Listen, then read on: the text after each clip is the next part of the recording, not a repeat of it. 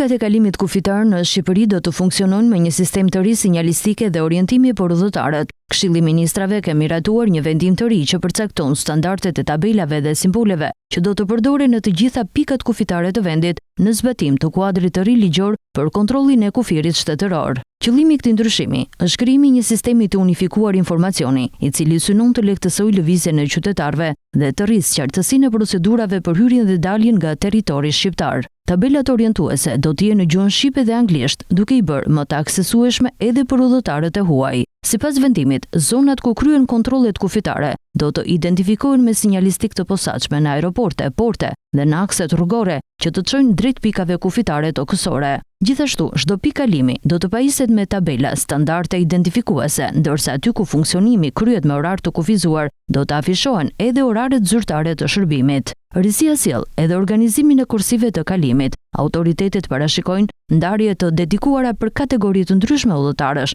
në varësi të statusit të tyre dhe procedurave të kontrollit që duhet të ndjekin. Në këtë mënyrë, synohet një menaxhim më efikas i fluksit, veçanërisht gjatë periudhave me ngarkesë të lartë lëvizje. Në portet detare dhe aeroportet ndërkombëtare do të identifikohen qartë edhe zonat e tranzitit, ndërsa hyrja dhe dalja nga territori i Republikës së Shqipërisë do të shënohet përmes tabelave standarde të unifikuara.